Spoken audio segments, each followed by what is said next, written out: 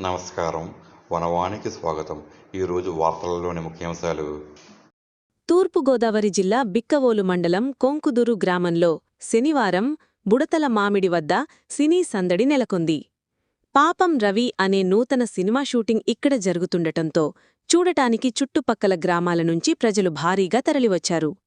Hero Thiruveer, heroine Payal, Ajay ఘేష్, Raghubabu తదితరులతో పాపం రవి అనే ఈ చిత్ర నిర్మాణం జరుగుతున్నట్లు అసిస్టెంట్ డైరెక్టర్ గోపికృష్ణ తెలియజేశారు.